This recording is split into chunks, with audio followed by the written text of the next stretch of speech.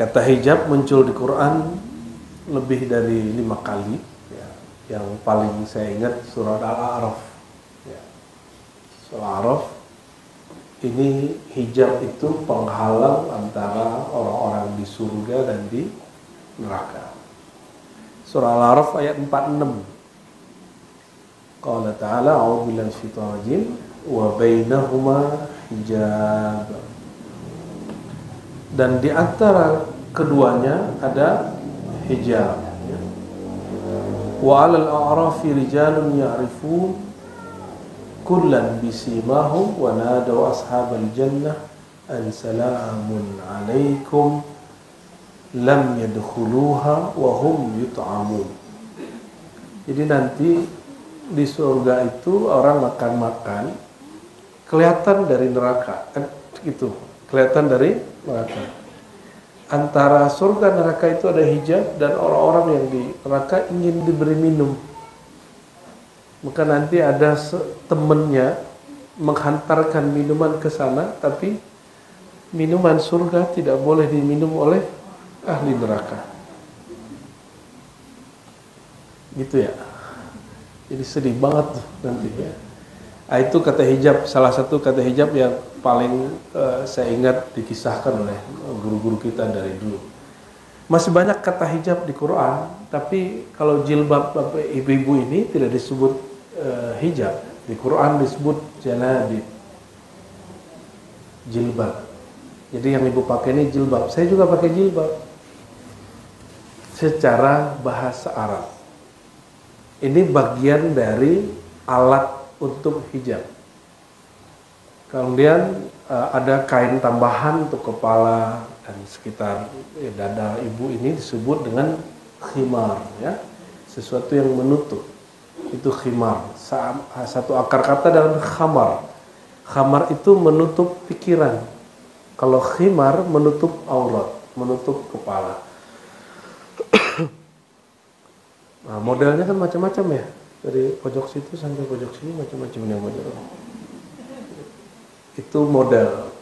Tapi yang syariat adalah menutup aurat. Nah, modelnya tergantung tradisi. Kalau orang Arab sukanya hitam-hitam, orang Indonesia karena banyak bunga jadi warna-warni. Ngeles bu, ngeles. Nah, ini ada ayat yang dipakai oleh orang-orang ruqyah. Itu juga menggunakan kata hijab, ya. Surat Al-Isra ayat 45. Wa idza qara'tal Qur'an, jika engkau membaca Al-Qur'an, ja'alna bainaka wa bainal ladzina la yu'minuna bil akhirah hijaba. Al-Isra ayat 45. Jika engkau membaca Al-Qur'an, maka kami jadikan antaramu dan orang yang tidak percaya akhirat hijab. Maksudnya apa? Kita kalau ngomong sama orang nggak percaya itu nggak connect, nggak nyambung, nggak connect aja. Oleh karenanya Al-Quran itu hanya connect kepada orang yang qalbunya hidup, walaupun hidupnya la yamutu fiha wa la yahya. Disebut hidup mati, disebut mati hidup. Apa kata orang? Hidup segan mati tak mau. Saya sering memberi contoh, kalau ibu lagi sakit, makannya enak gak? Maka kalau rohaninya lagi sakit, makanan rohaninya gak enak. Rohani itu makanannya cuma satu, ilmu. Ilmu tentang Allah. Apalagi ketemu dengan yang dia ilmui. Sedangkan qalbu makanannya zikrullah. Kebanyakan orang berhenti memberi makan qalbu, tapi dia tidak meneruskan sampai ke ilmu. Ini yang disebut oleh kemarin kita kaji bu ya, Imam Syarif Saqti. Orang yang memulai beragamanya dari ritual, siap-siap nanti dia akan patah semangat, disebut futur. Tapi kalau dia beragamanya dimulai dari ilmu, ilmu itu permanen. Kalau orang sholat itu bisa orang alim, bisa orang jahil, benar nggak? Kalau orang yang alim, Buya Dr. Aldomi tidur, dia masih dokter nggak? waktu dia tidur, dia masih disebut Pak dosen ya? Masih? Masih nggak? Oke, tapi coba ibu duduk di kampus di meja dosen itu, ibu disebut dosen apa disebut orang gila? Paham maksud saya? Jadi kalau orang yang alim tidur, dia tetap alim. Tapi kalau ibu yang bukan alim, terus pakai pakaian dia, orang bilang, kayaknya habis ngaji sama Buya Aldo jadi gila semuanya. Ya, Buya ya. Kita biasa candain Buya. Kayaknya yang berani candain dokter kita aja. Jadi kalau kita baca Quran, akan ada hijab. Hijab di sini yang dimaksud hijab yang tadi Buya Aldo cerita, hijab kegelapan ya. Nah, hijab secara harfiah berarti tirai, penghalang. Bisa juga hijab itu berarti filter ya, bisa berarti filter. Namun apapun itu, hijab ini diperlukan oleh seorang hamba kepada Allah SWT. Nah, maka hijab kita kepada Allah, penghalang kita kepada Allah, itu bukan penghalang yang sifatnya hakiki. Dia sesuatu yang sifatnya asumsi, adanya di sini. Oleh karena itu Allah menyebutnya dengan nur dan zulumat. Jadi ada dua hijab. Tadi Bu Aldo nyebutin berapa? Hijab apa aja? Nur, zulumat. Nah, ini perhatikan. Hijab nur, cahaya. Contohnya hijab ilmu dan kesolehan.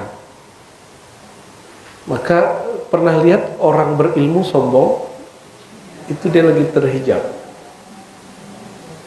Ilmunya menjadi hijab. Tapi bukan hijab. Jadi ilmu itu cahaya, tapi membuat dia terjebak pada kegelapan. Hijab ilmu itu hijab cahaya, bagus. Orang berilmu itu paling disuka oleh Allah SWT. Tapi jika dia berilmu membuat dia sombong, maka cahayanya langsung berubah jadi gelap. Ibu-ibu nih saya husnuzon, insya Allah rajin tahajud. Ya, betul. Semoga ya. Ada sih wajahnya beberapa suka tahajud, ada yang suka main handphone doang malam hari.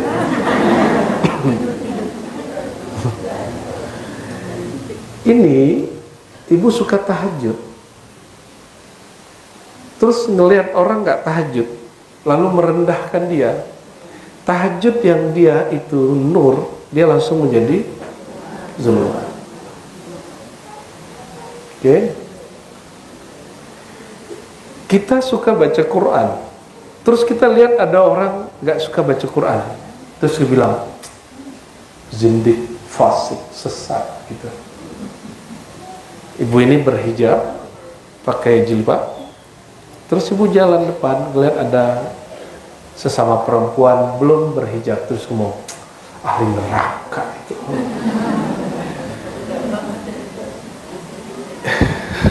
Ngeri juga orang beragama itu ya. Jadi orang beragama dengan agama beda. Agama itu suci, tapi orang beragama, orangnya belum tentu suci. Oke? Jadi agamanya oke, tapi sikap dia beragama tidak oke. Sikap itulah yang menentukan dia masih nur, masih atau zulumat. Masih nur atau zulumat. Zikir. Oke, zikir coba. Kalau zikir masuk ke mana? Zikir pagi sore. Di sini sudah pakai zikir wirid asas, Bu ya? Sudah? Sudah dapat ijazahnya belum zikir wirid asas? Wirid asas, asas itu pokok yang diwariskan baginda Nabi Muhammad SAW. Sudah dapat? Setelah syahadat dan bertawasul, baca apa? Istighfar 100. Sudah? La ilaha illallah 100, salawat 100, subhanallah bihamdi, subhanallahazim 100. Ya, minimal itu. Kalau ada waktu tambahkan dengan ya latif 129. Lalu ya Allah, ya Allah, ya Allah, ya. Zikir nih pagi ini. Wah, terus ngerasa alhamdulillah aku ahli zikir. Gitu ya. Ada lagi yang naik dikit. Ngaji ke seorang ustadz, kiai atau habib, terus ustadz bilang ini, amalkan ini supaya rezekimu lancar. Itu juga hijab. Hijabnya cahaya. Terus dicoba ngamalin zikirnya. Kata si ustadz, amalkan sebanyak 999 kali. Gitu ya. Atau 4.444 kali. Katanya melancarkan rezeki. Dicobalah. Hah? Ya, dibaca dia. Udah zikir, udah cobain sekali. Besok tunggu-tunggu rezekinya nggak ada. Terus mulai ngomong ini, kayaknya ustadz itu makomnya nggak sampai. Mulai merendahkan si ustadz. Coba lagi cari ustadz yang baru. Udah coba semua, nggak ada juga yang tembus. Terus ngomong, jangan-jangan berzikir itu tidak bermanfaat. Sudah ada yang ngomong begitu sekarang. Ya, anak-anak youtuber ya mungkin punya kekecewaan dalam agama, lalu sekarang dia mengkritisi semua yang diyakini orang dalam agama. Ya, orang yang sebenarnya pikirannya punya traumatik, lalu agak cerdas, dijadikan traumatik itu untuk menyerang agamanya. Ada yang dulu pakai hijab bagus, ya, terus dia kecewa dengan sikap orang beragama, lalu dia lepas hijab. Ada yang begitu? Banyak. Dia mikir, Islam gitu doang. Dia nggak bisa membedakan antara Islam dengan orang Islam. Islam itu suci, sedangkan orang Islam pasti tidak suci. Pasti tidak suci. Oleh karena itu, bolak-balik kita akan berseteru terus dengan hijab, nur, cahaya, dan zulumat. Ada yang puasa nggak hari ini? Ada yang puasa hari ini? Oke, itu lagi dapat hijab nur. Terus Buya Aldo minum, dia bilang, Ustaz, kurang riyadhah. Ya minum. Iya, pantesan Ustaz nggak tembus. Dia kurang puasa. Allahumma sholli ala Muhammad. Ya Bu ya, Buya ini kurang tembus. Allahumma sholli wa sallim wa barik alaihi. Nah, sekarang kita cari di Quran, ya, kalimat zulumat dan nur. Ya.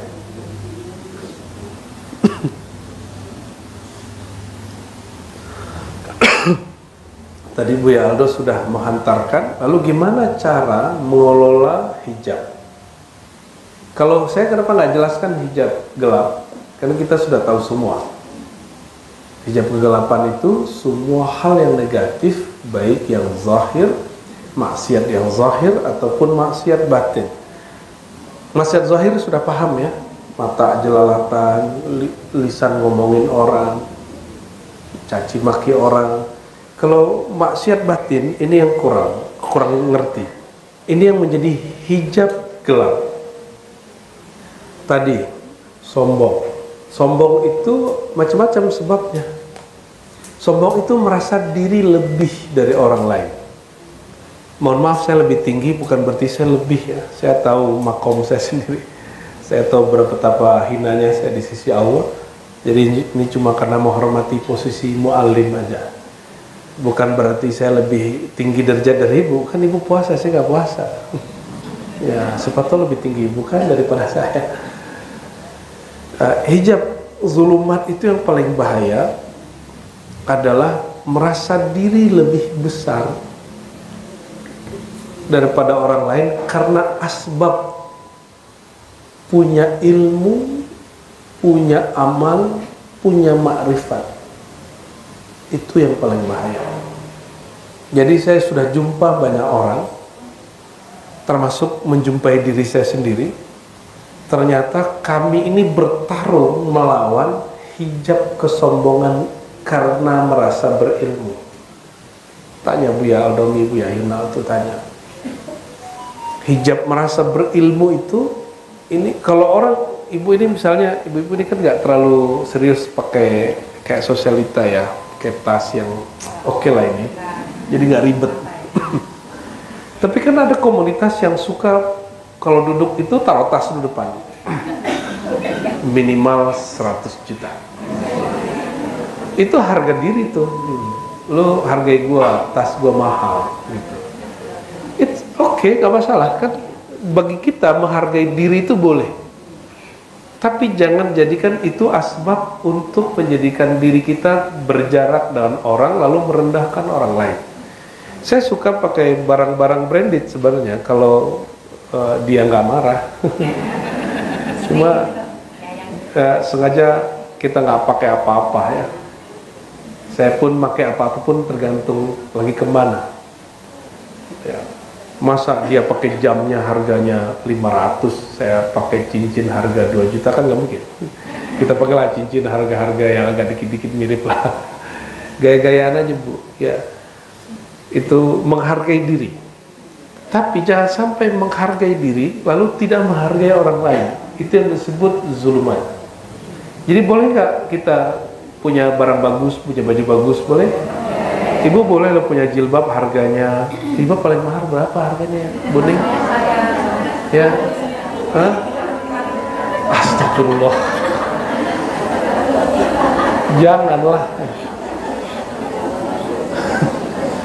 Tapi kata guru saya dulu, kalau orang kaya pakai kuningan dikira emas, kalau orang biasa pakai emas dikira kuningan. Ya benar nggak? Ya, ibu-ibu ini mau pakai baju apapun ya, itu orang melihat ini orang kaya apa bukan gitu, mindsetnya sudah begitu. Merasa diri lebih itu asbabnya banyak, dan asbab yang paling bahaya, sebab yang paling bahaya merasa berilmu. Turunannya merasa beramal, turunannya merasa berharta, dan yang permanen itu merasa berasal dari mana, suku apa. Ini sukunya macam-macam nih ya. Jangan pernah berpikir orang Jawa lebih mulia dari Sunda, Sunda lebih mulia dari Padang, Padang lebih hebat dari Batak, Batak lebih keren daripada Bugis, dan lain sebagainya. Ya, karena kita sebenarnya tidak ada yang betul-betul Jawa, tidak ada yang betul-betul Padang, tidak ada yang betul-betul Indonesia. Jadi kalau dicek nih DNA ibu ini, mungkin ada Cina-nya dikit walaupun benci sama orang Cina. Tuh, membenci diri sendiri tuh. Saya nggak pernah benci sama orang Cina. Kenapa? Om saya matanya sipit dari jalur ibu, dari jalur ayah matanya ke orang Arab. Jadi bingung. Kalau mau benci orang Cina, om gua mukanya Cina. Kalau mau benci orang Arab, katanya kadal gurun kata orang sebelah. Nah, om saya rata-rata yang jalur ayah itu wajahnya Arabik semua. Muka-muka itulah ya, padang pasir lah. Yang hidungnya kayak onta agak maju dikit gitu. Jadi kita nggak berani. Di samping saya coba lihat, ini hidungnya udah beda tuh. Satu hidung Cina, satu hidung Arab. Jadi kita nggak ada yang benar-benar Indonesia. Asli itu nggak ada. Dan di Malaysia itu ada satu profesor ahli DNA sudah cek. Lebih tua DNA kita atau Cina? Penemuan dia apa? Lebih tua DNA orang Indonesia, Nusantara, Malaysia, Filipina daripada Cina. Jadi bukan Cina ke Indonesia, ke Nusantara, tapi orang Nusantara yang menjajah ke Cina. Katanya dia begitu. Wallahu a'lam bishawab ya. Terus ada orang-orang ilmiah itu mau aneh-aneh. Apalagi seorang DNA nasab, aneh-aneh deh. Ada surat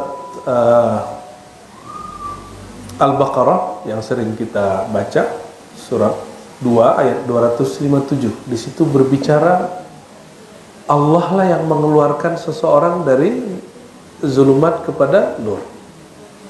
Ya. Ayat 257. Dicatat ya. Jadi indeks. Di indeks. Kalau di kampus ini namanya munasabah. Ya, munasabat dalam tafsir.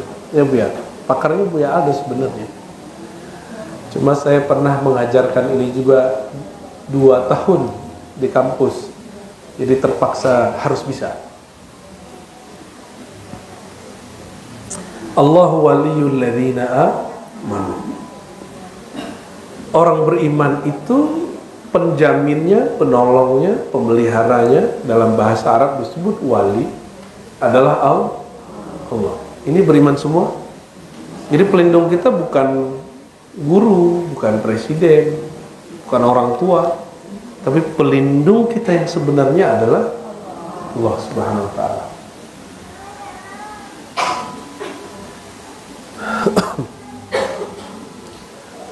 Apa zikir Allah waliyul ladzina amanu? Zikirnya hasbunallah wa ni'mal wakil. Ni'mal maula ya, boleh, tapi itu penutup. Jadi zikirnya berapa kali? Kalau yang pendek cukup 7 kali, tapi kalau mau yang lengkap versi Imam Syazili itu 450 kali sekali duduk. Dikit itu Bu. Ibu bisa WA-an setengah jam. Itu cuma 15 menit, itu nggak nyampe. Hasbunallah ni'mal wakil, hasbunallah ni'mal wakil. Itu wirid zikir Sayyidina Ibrahim saat dia dibakar oleh Namrud. Itu api nggak padam-padam 40 hari. Jadi mau padam bakar lagi, mau padam bakar lagi. Ketika Sayyidina Jibril mengatakan, "Hai Ibrahim, maukah kamu aku bantu?" Jadi Jibril ini nggak boleh berbuat kalau nggak dapat perintah. Apa jawaban dia? Cukuplah Allah pelindungku. Hasbi Allah wa ni'mal wakil. Penutupnya baru zikirkan ni'mal maula wa ni'mal maula wali, sama. Sebaik-baik pelindung. Jadi ibu ini tidak dilindungi suami, yang melindungi Allah. Nur Allah yang ada di suami itu yang melindungi kita, bukan si suaminya. Ya. Allah waliyul ladzina amanu. Ya. Yukhrijuhum, dialah Allah yang mengeluarkan orang-orang beriman minaz zulumat ilan nur, dari hijab gelap, hijab sombong kepada hijab tawadhu. Jadi tawadhu itu juga hijab. Dari hijab kejahilan kepada hijab ilmu. Hijab malas kepada hijab rajin beramal. Hijab lalai kepada Allah jadi hijab berzikir. Oke? Dari hijab tidak kenal Nabi jadi kenal dan cinta kepada Nabi Muhammad SAW. Ini pertanyaan, Nabi Muhammad itu dengan Allah langsung atau masih terhijab? Langsung atau masih terhijab? Nabi masih terhijab. Langsung, emang Nabi langsung? Tuh kan enggak. Saya minum dulu ya. Gimana Bu? Langsung atau terhijab? Bismillah. Apa nih? Kolagen. Berbahaya. Hampir tergoda ya. Bismillah.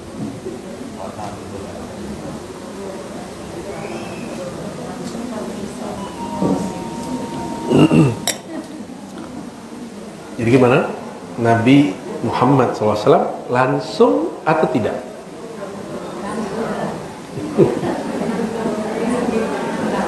Langsung. Beneran? Ya? Isra Mi'raj langsung. Ketemu emang. Oke. Nih, hijab itu saya tambahkan. Salah satu makna hijab itu jarak. Salah satu makna hijab jarak. Di surat An-Najm, nah ibu coba lihat ya, surat An-Najm.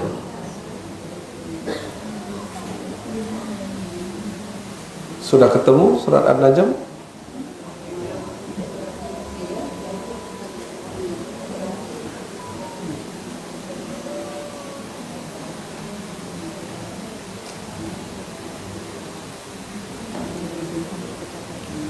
Sudah ketemu surah An-Najm? Ayat ke-9. Mulai dari 8 aja. Thumma dana fatadalla fakana qaba qausaini aw adna. Jadi surat Al-Isra ayat 1 tentang Isra. Tapi kalau An-Najm mulai dari ayat 1 sampai 18 itu tentang Mi'raj. Dan di situ ada pertemuan dengan Allah, ada pertemuan dengan Jibril. Ya. Jadi ini mengurai perdebatan ahli tafsir, apakah ketemu Allah, melihat Allah atau melihat Jibril. Yang tepat melihat Allah lalu melihat Jibril. Melihat Allahnya di ayat 8 dan 9, melihat Jibrilnya pada ayat setelahnya, ayat ke-13 ke ayat ke-13. Walaqad ra'ahu nazlatan ukhra. Jadi itu beda dengan ayat sebelumnya.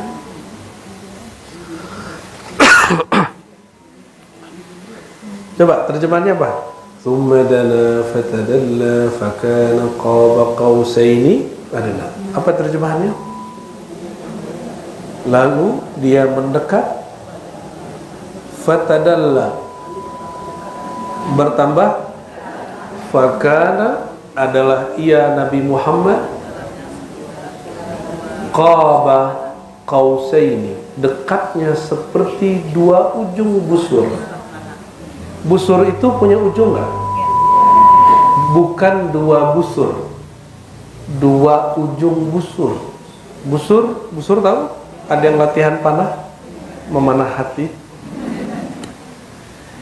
Ujung busur sudah kebayang?